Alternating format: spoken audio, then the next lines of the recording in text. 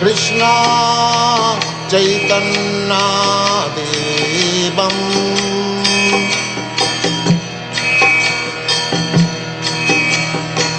Shri Radha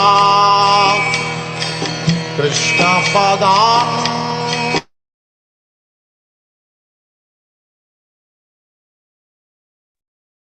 Hare Krishna, dear devotees, Dandavata Pranam, welcome to Nityam Bhagavat Sevya. Today we are fortunate to have the Vani Association of His Holiness Bhakti Charu Swamy Maharaj. We'll be hearing Bhagavad Katha from 4th Canto, 25th chapter, verses 57 to 61. This is from the chapter, The Characteristics of King Puranjana. So we'll hear from Maharaj.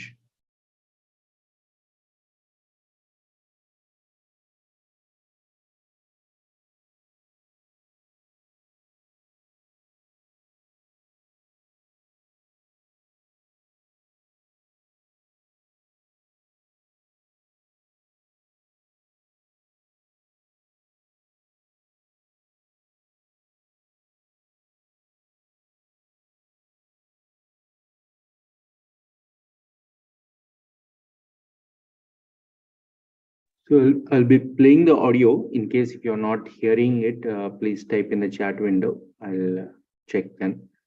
Hare Krishna.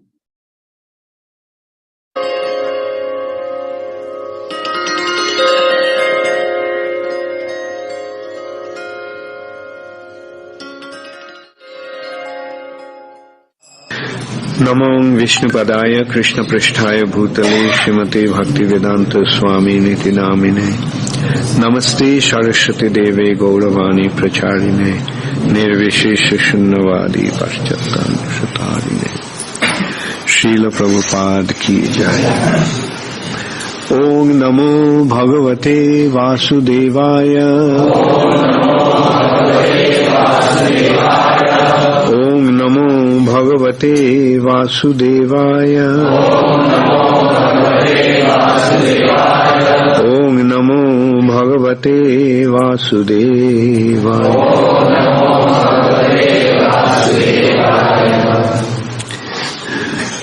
Srimad Bhagavatam, 4th Canto, Chapter 25, Characteristics of King Puranjana.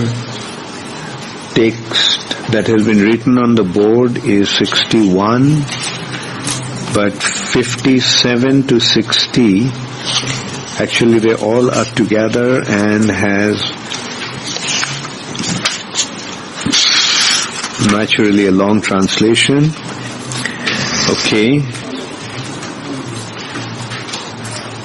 I'll just read those first verses through and then go to the verse 61. Kochin pavantang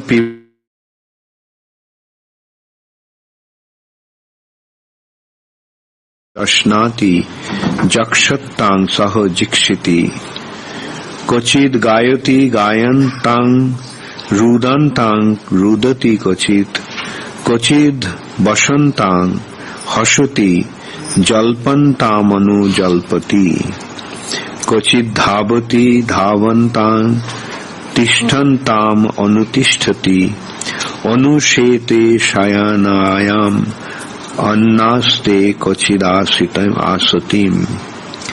Kochid shrinoti shrinnantang pashyantam anupashyati. Kochid jigrati jigrantang sprishantang sprishati kochid. Then we come to the next verse. Kachid cha shochating jayam anushochati dinavad anu rishyati rishyantang muditam anu modate. Kachitcha shochatim jaya Kochitcha shochatim jaya Anushocati dinavat Anurhishyati rishantam Muditam anumodate Kachitcha shochatim jayam Anushocati dinavat Anurishyati rishantam Modatam anumodate Kachitcha shochatim jayam Anushocati dinavat Anurishyati rishantam Modatam anumodate Kachitcha shochatim jayam Anushocati dinavat Anurishyati rishantam Muditam anumodate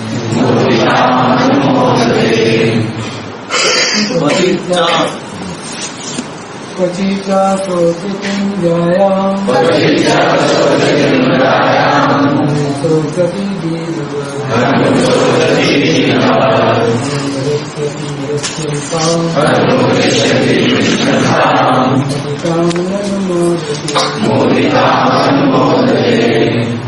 Kachitcha shochatim jayam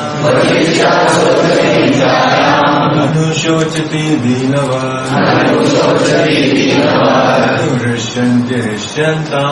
Anurishyanti rishantam Muditam anumodate Mataji's Kachitcha shochatim jayam Anushocati dinavat Anurishyati rishantam Muditam anumodate Kachitcha shochatim jayam Anushocati dinavat Anurishyanti rishantam Muditam anumodate. Okay, I'll just read through the translation. It's a long translation. Saying, when the queen drank liquor, King Puranjana also engaged in drinking. When the queen dined, he used to dine with her, and when she chewed, the King Puranjana used to chew along with her. When the queen sang, he also sang. Similarly, when the queen cried, he also cried. And when the queen laughed, he also laughed. When the queen talked loosely, he also talked loosely. And when the queen walked, the king walked behind her. When the queen would stand still, the king would also stand still. And when the queen would lie down in bed, he would also follow and lie down with her. When the queen sat, he would also sit. And when the queen heard something, he would follow her to hear the same thing. When the queen saw something, the king would also look at it. And when the queen smelled something, the king would follow her to smell the same thing.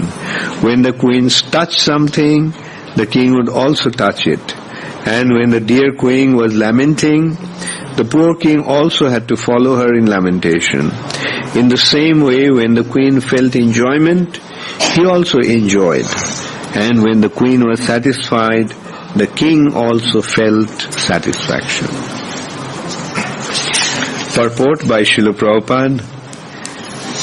The mind is the place where the self is situated, and the mind is conducted by intelligence. The living entity situated within the body follows the intelligence. The intelligence is herein depicted as the queen, and the soul under the mental control follows the material intelligence just as the king follows his wife. The conclusion is that material intelligence is the cause of bondage for the living entity. The point is that one has to take to spiritual intelligence to come out of this entanglement.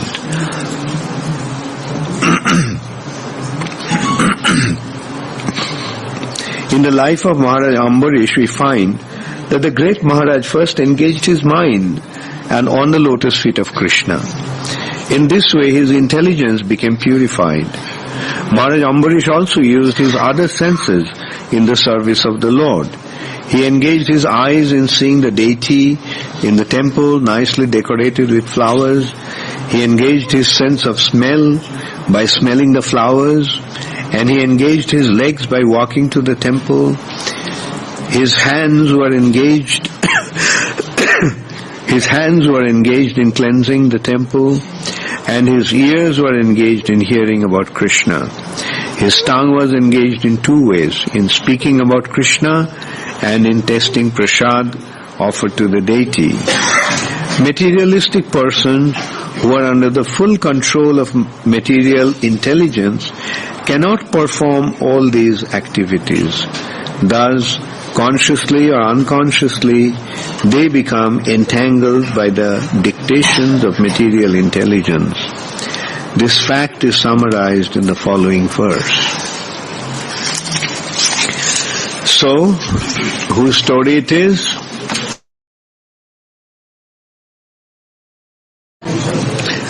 Who is coming for the first time in the class today? I can see some.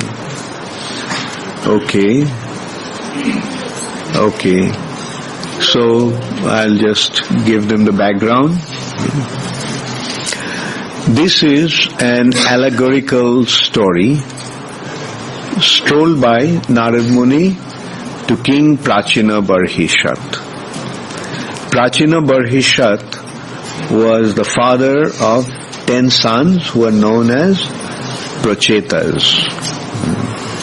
These Prachetas, at a young age, when their father wanted them to get married, they wanted to first prepare themselves. So here again we see a Vedic example. In order to get married, one has to become qualified. One has to prepare himself. Just as for everything, one needs preparation, one needs to learn something. Like, can you just sit on a car and start driving? So we'll have to learn how to drive. We need training. Can somebody just sit in a hospital and become a doctor? He has to become qualified. Similarly, according to the Vedic understanding, to run your household, you have to learn how to run it. Just as you learn how to run a motor car, similarly to run your household, you have to learn, you have to qualify. So these 10 boys, although they were princes, they left home in order to perform austerities and become engaged in serving the Lord. So they left home and started to travel towards west. And while traveling in this way, they came to a beautiful lake, large lake, very peaceful, and that atmosphere there was very serene and very divine. And then they saw Lord Shiva. He came out of that water. And Lord Shiva very mercifully gave them Rudra Geet. Rudra Geet actually a prayer of Lord Shiva to Vishnu, Krishna, Narayan. Lord Shiva's prayers to the Supreme Personality of Godhead. So, and upon receiving that mantra, they started to meditate on the mantra. Meditation is always with mantra. Sitting down, not chanting anything, just sitting down trying to block the mind's activities is not meditation.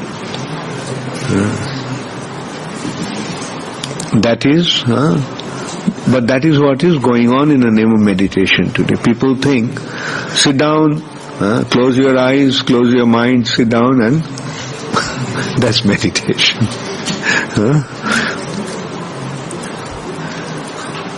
And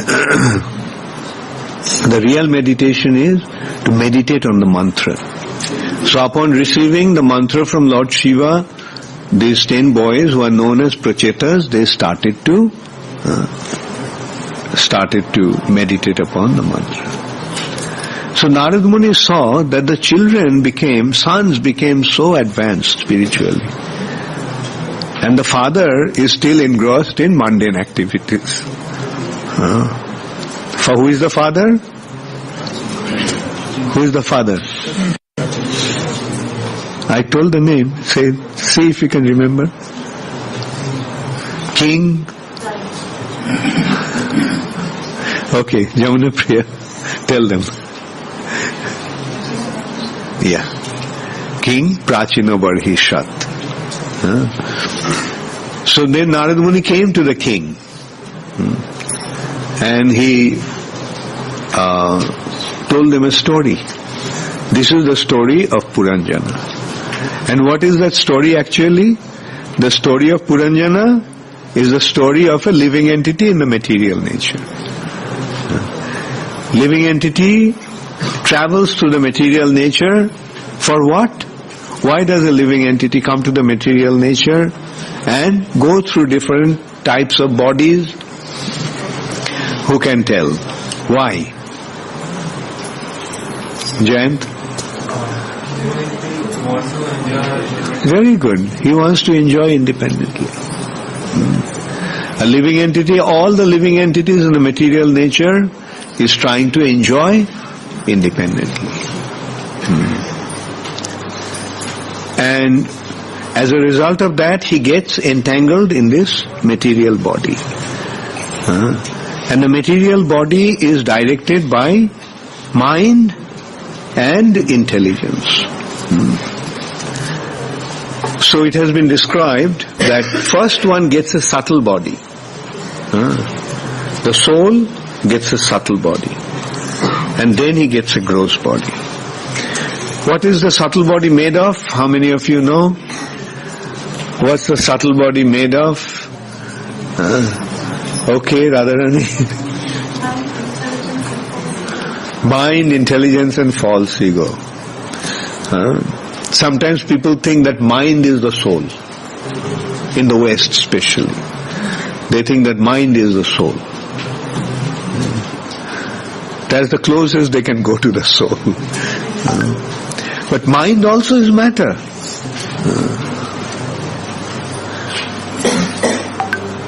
So, mind also is matter, and then there is intelligence and false ego. What is the activity of the mind? What is the mind? Mind, I said, is subtle matter. So the matter has some function. So what is the activity of the mind? Jamuna Priya? Yeah, thinking, feeling and willing. But there is a basic business of the mind. Yes? Accept and reject. Accept and reject. Okay, accept and reject, Jamuna Priya. Desire. To desire. You all are correct. To control. The business of the mind is to take the consciousness towards the material nature. Mind is the medium through which the consciousness is flowing towards this material direction. It is through the mind that consciousness is coming from spirit soul. And the mind is making the consciousness to come towards this material direction. And then what does the intelligence do? Shamperi, what did you say the activity of the mind? To accept what is favorable to us and reject. No, that is the business of the intelligence. Intelligence business is to accept and reject. Accept what is desirable, reject what is undesirable. So intelligence tells, this is good for your sense gratification, go for it. And this is bad for your sense gratification, don't go for it. Krishna consciousness, stay away from it. It will destroy all your desire for material enjoyment. That is, one kind of intelligence. But what is the real intelligence?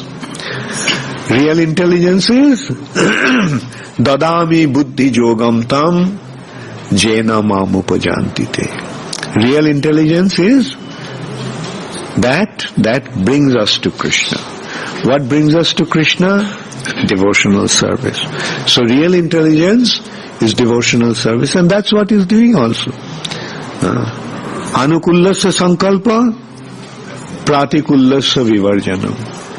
Accepting whatever is desirable, accept whatever is favorable to Krishna consciousness, and reject whatever is unfavorable to Krishna consciousness. That is the real intelligence. And that is called Krishna consciousness. Devotional service.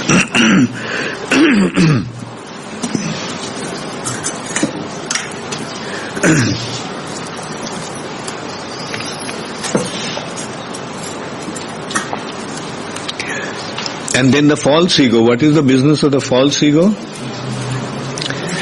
False ego tells, don't you ever think that you are the servant of somebody. You are the master of the whole universe. And those who want to make you a servant, go on a strike against them. So that is false ego.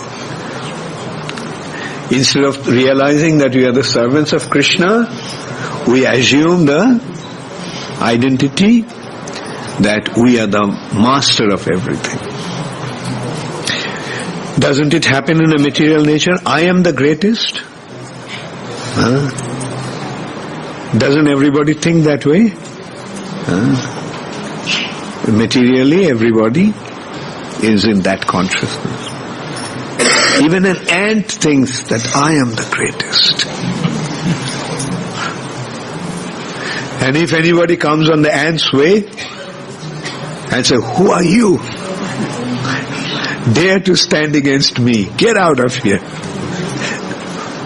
That is the material nature. All the living entities are thinking that he is the supreme controller and he is the supreme enjoyer.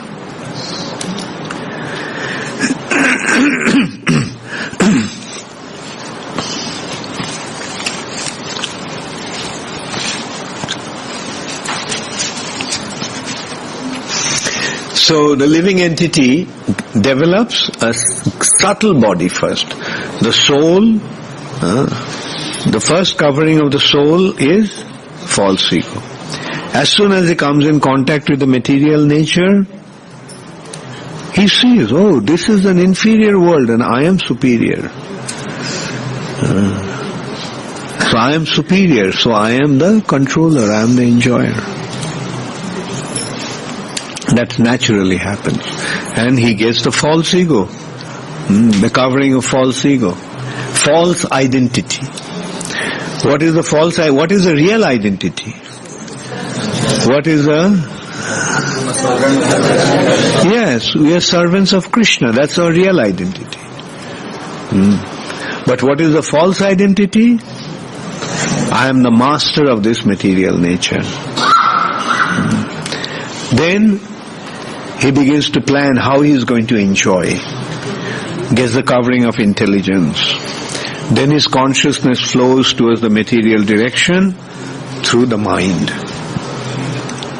This is how a living entity becomes entangled in the material nature.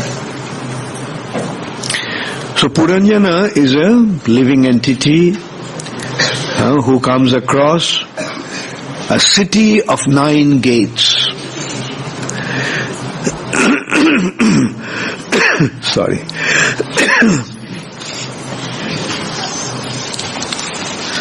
He comes across the city of 9 gates. What's the city of 9 gates? How many of you know? Very good. All material body? What about a tree body? Human body. Human body has got 9 openings through which the consciousness can go to enjoy. What are those? 9 gates. Those 9 gates are eyes, 2 ears, 2 nostrils, 1 mouth. And then anus and genitals. So these are the 10 openings in the human body. And through those 10 gates, a living entity, the soul, wants to enjoy in this material body. And this material body is being, whose body? Who is the controller of the material body? The intelligence. She is the queen. The spirit soul, Puranjana, is the king, and intelligence is the queen. And here, Puranjana is a hen-pecked husband. He simply follows his wife. Instead of his wife following him, this is another phenomena of the material nature.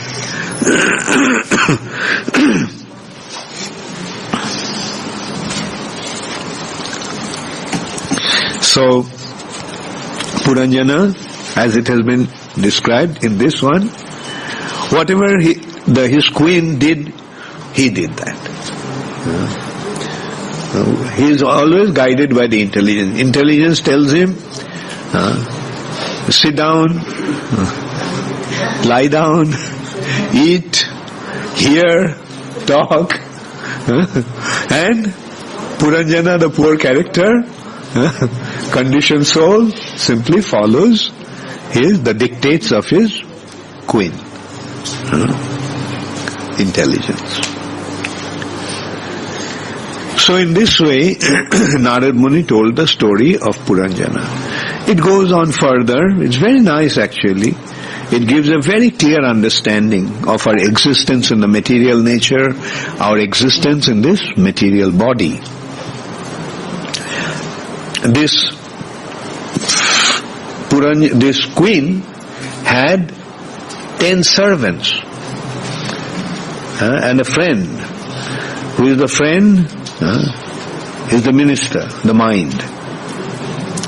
10 senses are the servants. 5 knowledge acquiring senses and 5 working senses. And then this city was guarded by a snake with 5 heads. So what is the snake with 5 heads? Is the 5 kinds of life air. 5 kinds of air. Pran, Apan, Saman, Vyan and Udan. These 5 airs are actually performing the activities of the body and protecting the body in a way. All the activities of the body are performed by these 5 airs. So they're as long as the body is strong, these 5 airs are very active, or only as long as the 5 airs are very active, the body is very strong. And Puranjana, through the city of 9 gates, he used to go to different ways to enjoy. Sometimes with his queen and sometimes without his queen. Sometimes he would act with intelligence, sometimes he would act in a foolish way, without intelligence. Then one day, the city of 9 gates was attacked Who attacked this city of Nine Gate? The Javanaraj. Who is the Javanaraj? Javanaraj is the Jamaraj, the Lord of Death. And he attacked with his sister. The sister's name is Kalakanya, and his sister had some very special power. Whenever she would embrace somebody, he would become completely devoid of any energy. He will lose all his power, all his energy. So who is that lady? Very beautiful. She is very old, with wrinkled skin, and so forth. She is the daughter of time. Kalakanya. She is Jara. Old age. She comes, and as she embraces, what happens? When old age comes, what happens? Even the most powerful person becomes weak. So when one is without any power, it's easy to catch him, captivate him. So Javanraj's soldiers arrested him and dragged him out of his body, out of the city of Nine Gates. Jamraj's agents, Jamadutas, take the spirit soul along with the subtle body and drag him out of this body, and that is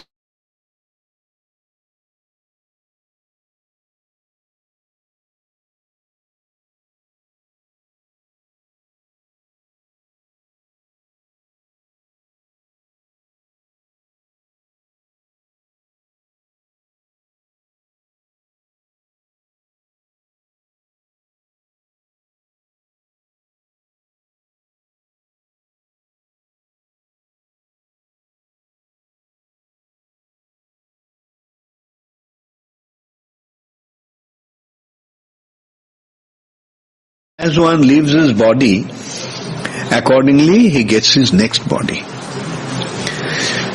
So remember Puranjana, he was very attached to his wife. And as a result of that, when he was leaving his body, he thought of his wife. And as a result of that, he got a woman's body. And in this, she was born as a princess. She was married to a king. And then they left home and went to Banaprastha when they reached their age of retirement. Went to the forest. And her husband died. And she was lamenting for her husband. She was alone in the forest, so she had to cremate her husband. And at that time, when she was lamenting in this way, a person came to her and told her that he was her friend, and told her about the real destination. Who is that friend? Who is there, always with us, but we don't see him? The Super Soul, Krishna. He is there in our hearts. And that Super Soul comes in the form of the bona fide spiritual master.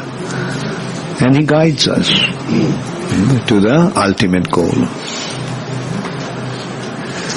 So upon hearing this story, King Prachinabharisat said, "It's a nice story, but there must be some lesson behind that story."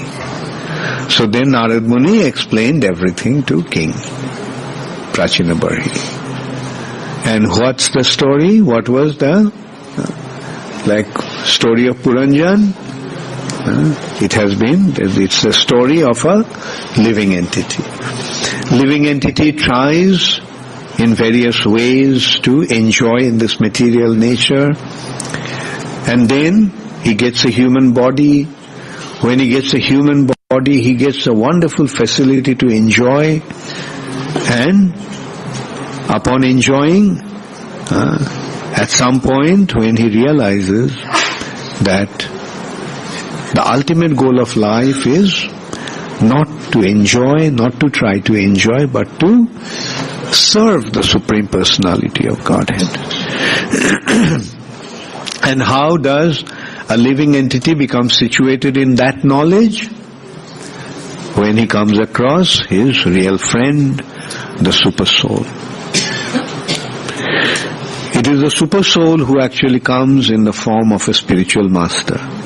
Or it is the spiritual master who actually is representing the Super Soul. And what does the spiritual master say? The spiritual master tells us to become surrendered, to be submissive.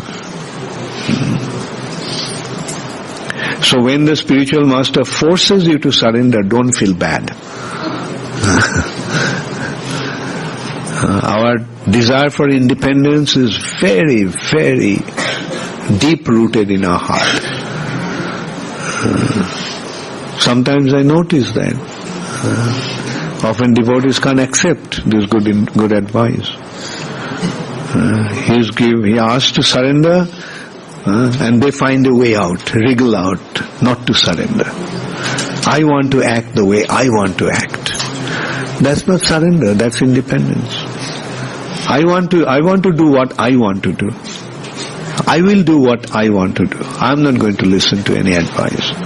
I'm not going to surrender, ultimately. But he is a good devotee, he is prepared to surrender. Because the surrender is the ultimate solution to our problem. So, through this beautiful story, Narad Muni gave such a nice instruction. Did you all get the instruction? So what will you do? Try to enjoy with your queen? Or try to listen to the friend who is there with you all the time, but whose presence you didn't feel. So surrender to that friend, and that friend is there in your heart as the Super Soul, and he is actually the Supreme Personality of Godhead.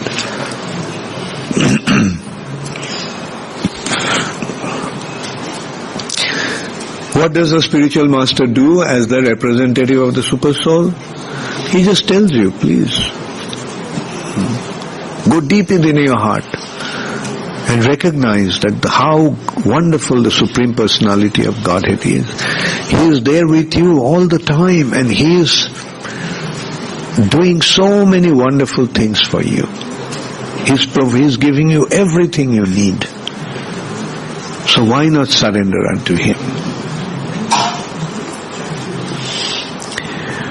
Thank you very much. All glories to Srila Prabhupada. Gaur Premanande Hari. Does anybody have any question?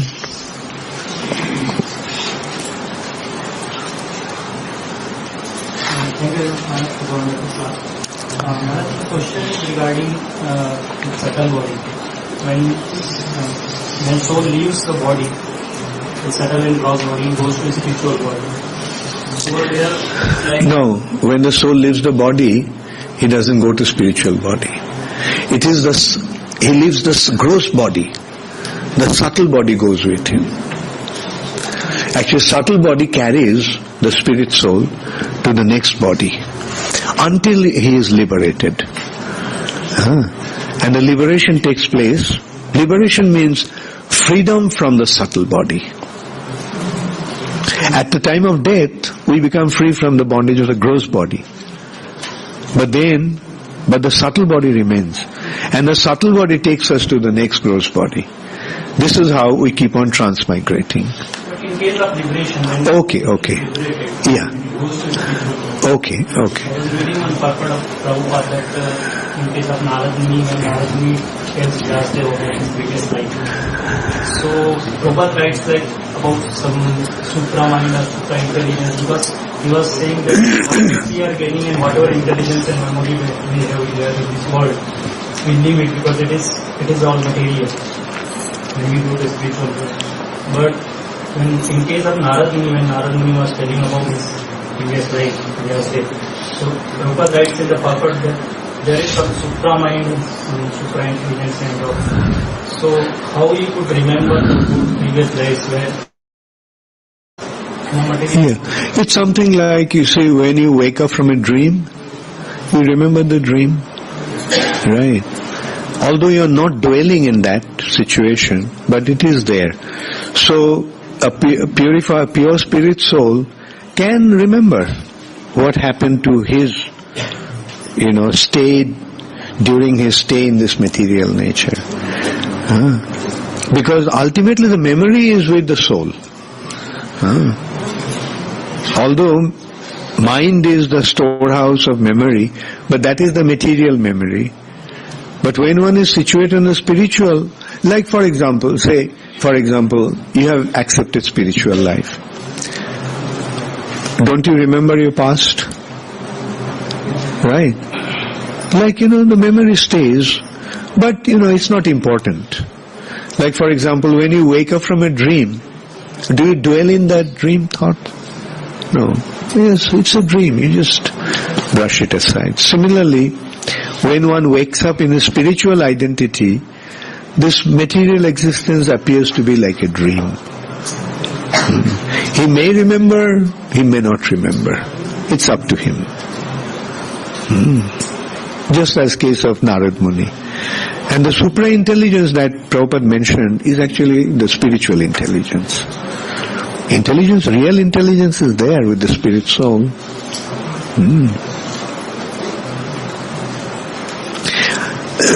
That's why, you see, once we go back to Godhead, we don't want to come back. Because we know what it was like here. If we didn't remember, then we may have committed the same mistake again. But one doesn't commit the same mistake because he has seen what this material nature was like.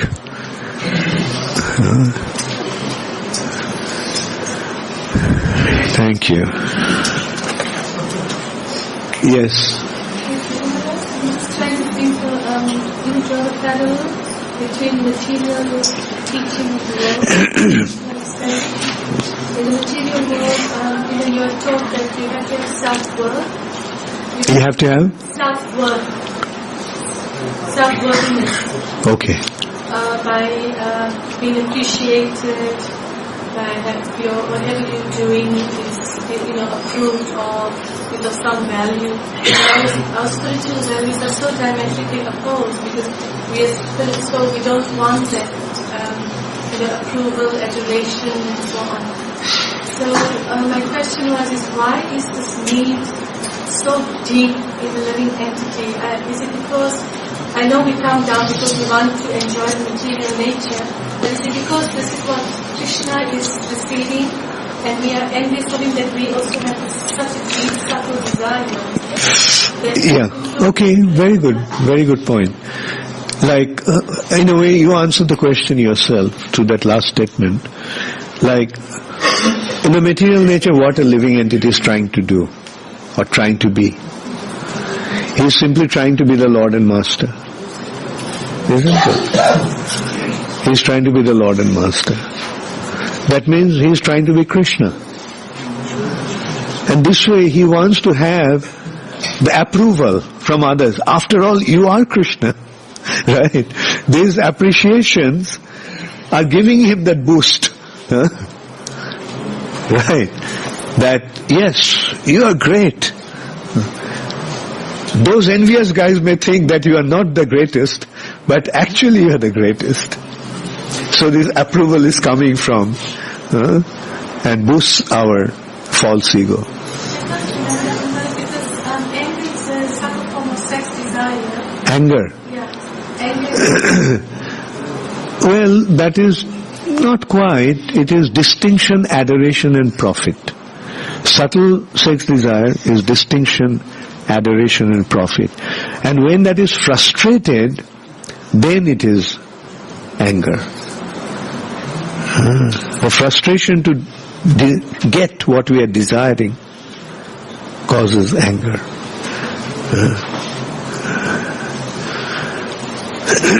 Yes, Ragapani. You mentioned that mind is taking consciousness towards the material world. So, I want to know, this mind is taking our consciousness towards the spiritual world also? Yeah. Not, that is, well, you can say that is a spiritual counterpart of the mind. You see, mind is taking, but, like when the consciousness is turned towards the other direction, that is just spiritual consciousness. It's only spiritual consciousness, Krishna consciousness. Mind is gone. Mind is gone, but the thing is, you can call it mind also.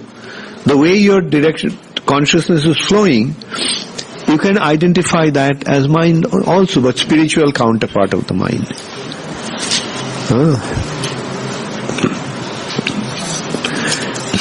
So, couple of questions here. Giriraj, both the questions are from Giriraj Das, Gurgaon.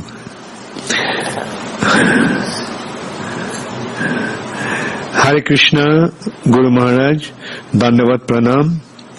By chance, I was reading the same canto yesterday, and in the purport of Srimad Bhagavatam 427-74, Srila Prabhupada writes, according to Sri Madhvacharya, when consciousness, the living force in the heart, is agitated by the three modes of material nature, then the subtle body of the living entity, consisting of the mind, the sense objects, the five senses, that acquire knowledge.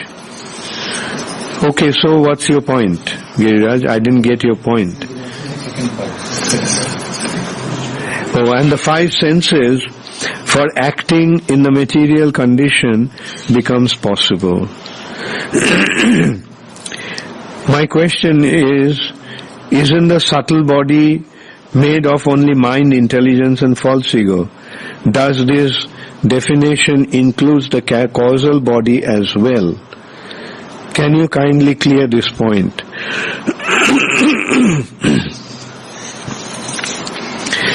So let me read Prabhupada's point. According to Madhvacharya, when consciousness, the living force in the heart, is agitated by the three modes of material nature, then the subtle body of the living entity, consisting of the mind, the sense objects, the five senses that acquire knowledge, and the five senses for acting in the material condition becomes possible. Yeah. So, the soul is there, and the material nature is there, and material nature has the three modes, and those three modes act. And as a result of the action of those three modes, different manifestation in the material nature takes place. Like from Mahat Tattva and the three modes, different aspects become manifest. Like the influence of the mode of goodness generates the senses and the demigods. And it goes on like that. Is that so different aspects appear. And now your question is, isn't the subtle body made of only mind, intelligence and false ego? So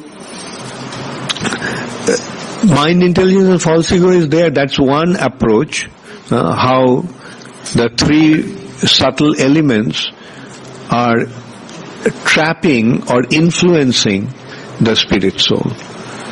But what Madhvacharya is saying is the effect of the three modes on the living entities, and as a result of that, the soul becomes agitated by the three modes of material nature, then the subtle body of the living entity. So he's saying the subtle body of the living entity is developing.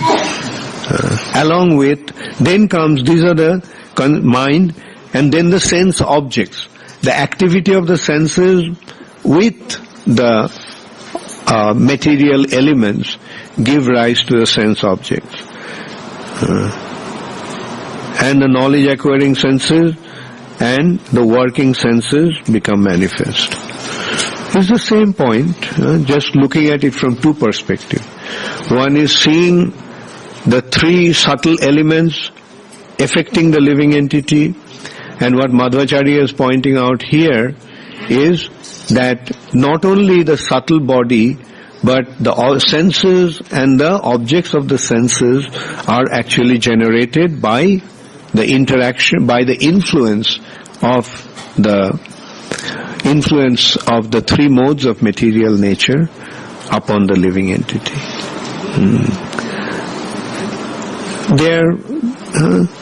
They're simultaneous, and it's a matter of just looking at it from, like Madhvacharya is going further. Like soul getting entangled by mind, intelligence, false ego, three subtle elements is one aspect. But by what Madhvacharya is saying, that because of the influence of the modes of the material nature on the living entity is causing the subtle body consisting of mind, intelligence, false ego, the senses, knowledge acquiring senses, working senses, and the objects of the senses are also generated.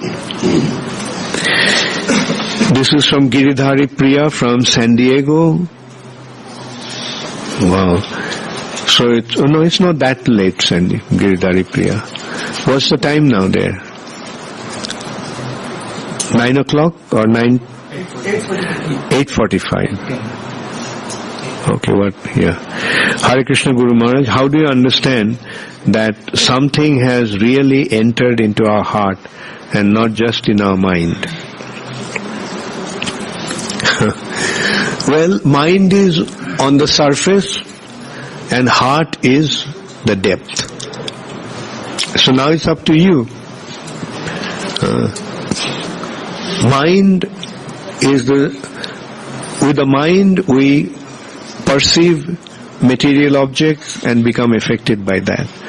But heart is where the soul is. So when something deep sinks deep into the soul, that is the effect of the heart. It's something like, I love you. I love you with all my heart. Okay, you want some definition? I love you because of your money and your father's position. That is the mind. Going up to the mind. But when one feels that I can't live without you, you are my everything, that is the heart.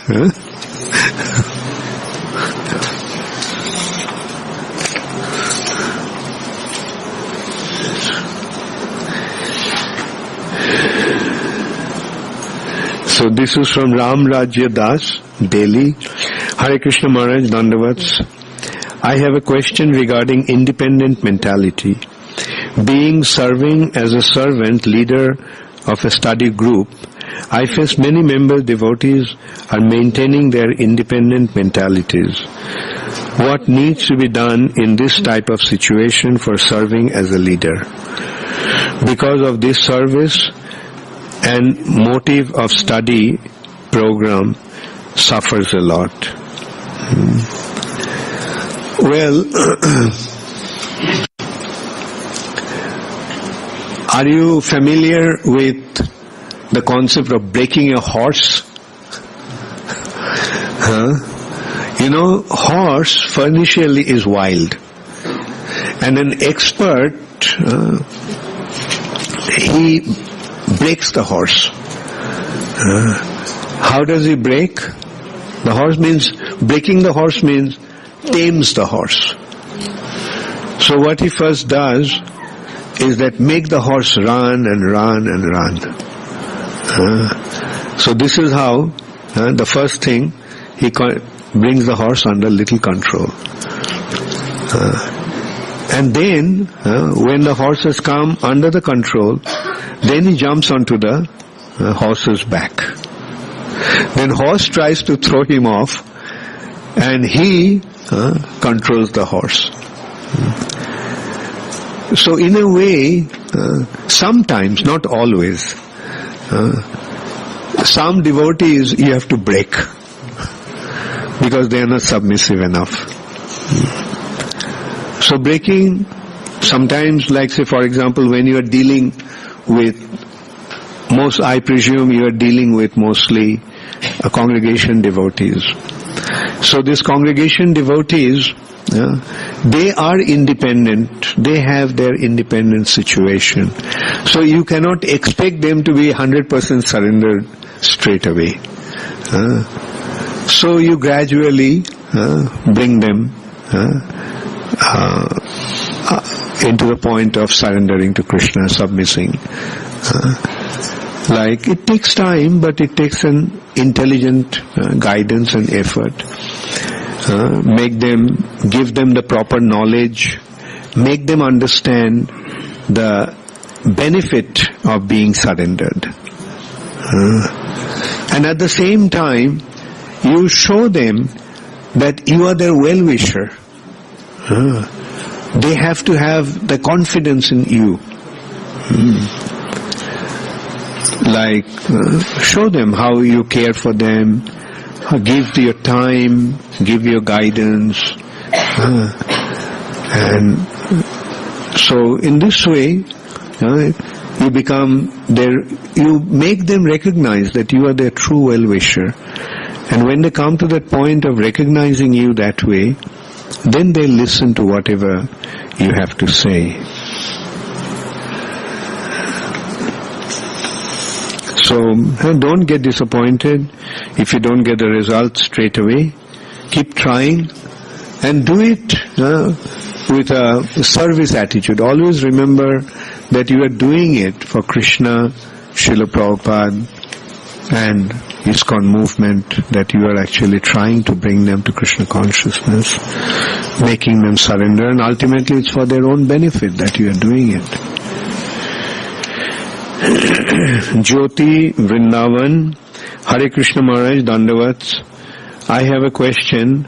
How to get attached to Krishna consciousness more and more, and how to get detached from this material world? Very good question.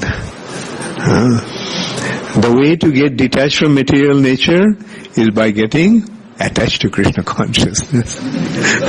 So get attached to Krishna consciousness and you'll automatically become detached from material attractions. Bhakti parishanubhava viraktir annatra cha. As one develops his attachment to Krishna, he becomes virakta, he becomes disgusted with this material nature. It will happen. Develop your attachment to Krishna.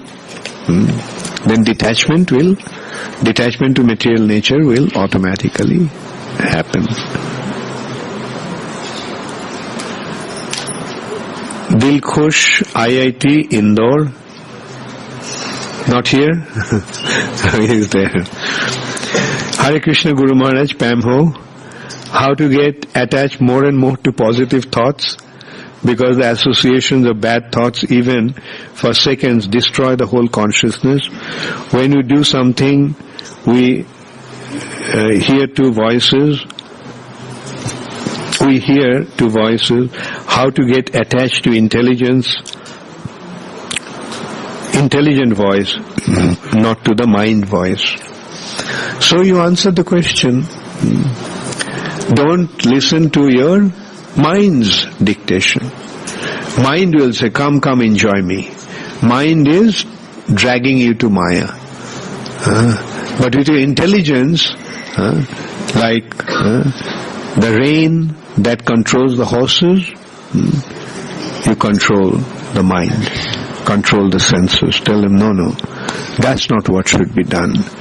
And the secret of success in this respect is always stay in the association of good devotees.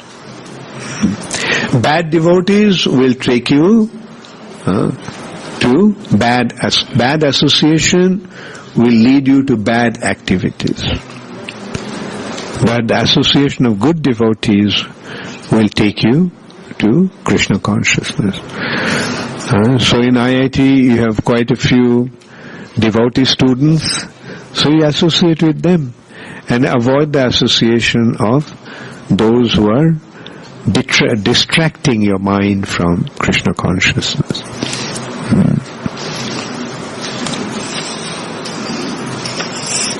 You all know him? No, Dilkhush. They have some presentation tomorrow, so they prefer to come on Tuesday. Okay. No, but you know, just speak to him and tell him that, give him good association. Okay, Dilkhush, meet with the boy, those who are already in Krishna consciousness, and Nimai will guide you. Okay? And also Janakinath, he's also there with you. Eh? Binodini Radhika Dasi. Hare Krishna Guru Maharaj, Pamho, my question is that if we get a chance to hold some material position of power, then should we accept it?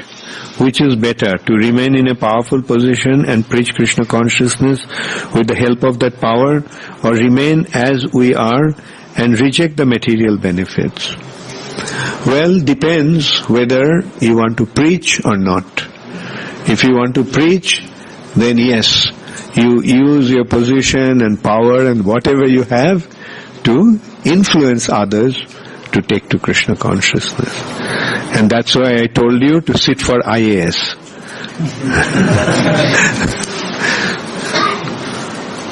So prepare yourself nicely for that and get a big position and preach from that position. Vinodini Radhika. When someone commits suicide with frustration, it seems Kalakanna not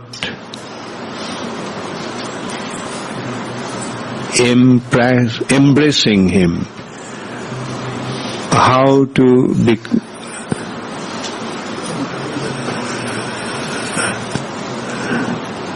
Okay, yeah.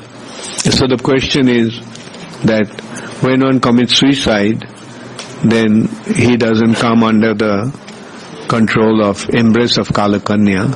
He doesn't become old. So the question is, after death, what happens?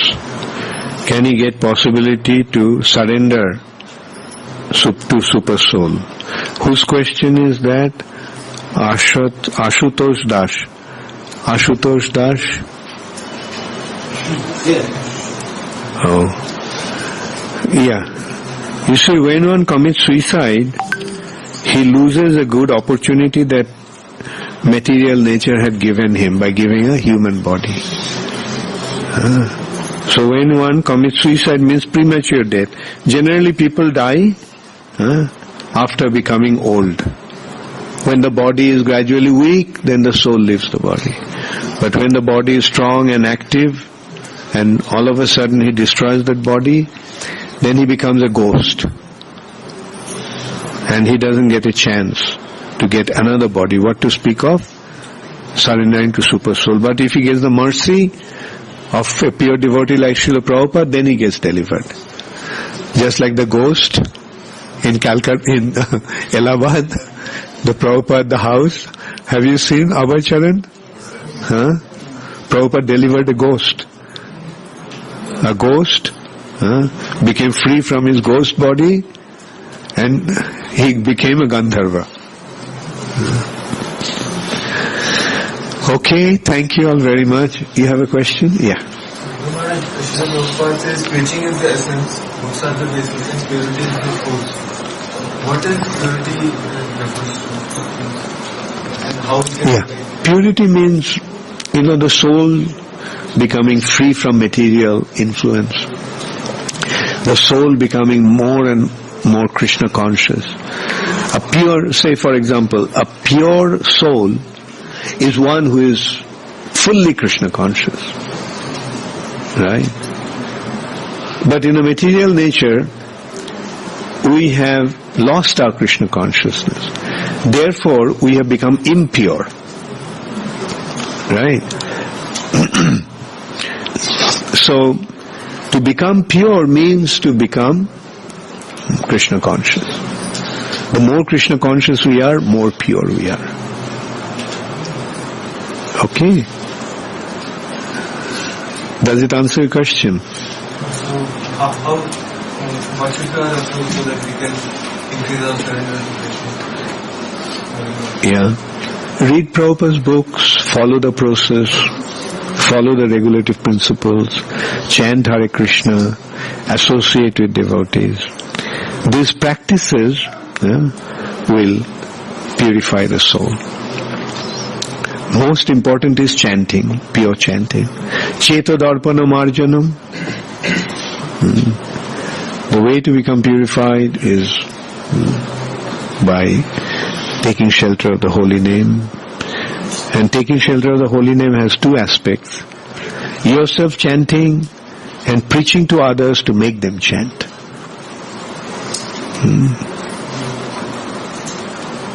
Hare Krishna.